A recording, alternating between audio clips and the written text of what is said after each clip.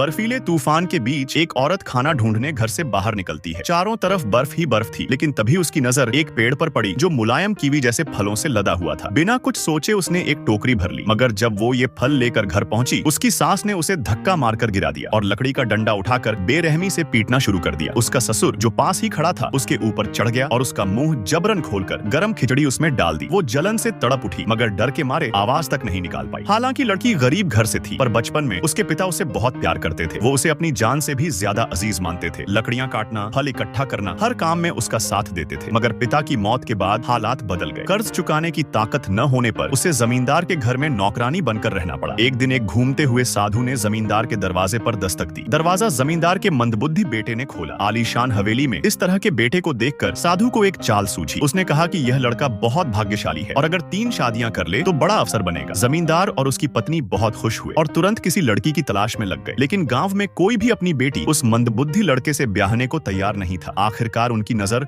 उस लड़की पर पड़ी जो कर्ज चुकाने के लिए उनके घर में काम कर रही थी। उसे धमकाया गया कि अगर उसने कर्ज नहीं चुकाया तो जेल भेज देंगे। मजबूरी में लड़की को शादी के लिए हाँ कहना पड़ा। शादी के बाद उसकी जिंदगी एक नौकरानी से भी बदतर हो गई। उसे अपने पति की देखभाल करनी पड़ती, उसके गंदे कपड़े धोने पड़ते, सास ससुर को खाना परोसना पड़ता, वो भी खुद भूखे पेट। उसे कभी घर का हिस्सा नहीं माना गया। सास कम अनाज देकर कहती 3 लोगों के लिए बस यही काफी है। जमींदार का परिवार अच्छे खाने पर मजे करता, जबकि वो रसोई में बचे खुचे झूठे में पेट भरती। एक बार जब वो बर्तन धो रही थी, सास ने खिड़की से कुछ चावल गायब कर दिए और फिर उस पर चोरी का इल्जाम लगाकर उसे जोर से तमाचा मार दिया। फिर बेटे को बुलाकर उस पर लात घूंसे चलवाए और घर से निकाल देने की धमकी दी। लड़की रोती हुई जंगल की ओर भाग गई। वहाँ फिर से वही फलदार पेड़ मिला। उसने कुछ फल खाए और पेड़ के नीचे सो गई। अगले दिन भी उसने वही किया, काम करती रही और गुपचुप फलों से पेट भरती रही। जमींदार की पत्नी को शक होने लगा कि बिना खाए ये इतनी ताकतवर कैसे है। एक दिन उसने बहाने से लड़की का हाथ कटवा दिया और फिर से चोरी का इल्जाम लगाकर उसे घर से निकाल दिया। ठंड में कांपती लड़की फिर उसी पेड़ के पास पहुंची और फल खाकर खुद को बचाया। उधर जमींदार का परिवार बेटे के लिए तीसरी शादी की तैयारी करने लगा। तभी लड़की एक दिन फिर घर लौटी, जिससे सब चौंक गए। एक रात लड़की ने कुछ फल लाकर खिचड़ी बनाई, लेकिन थककर सो गई। सुबह सास ने उसे जलाया, फिर लकड़ी के डंडे से मारा और खौलती खिचड़ी उसके चेहरे पर फेंक दी। ससुर ने तो जलती लकड़ी से उसे जलाने की कोशिश की, मगर लड़की ने लकड़ी छीन ली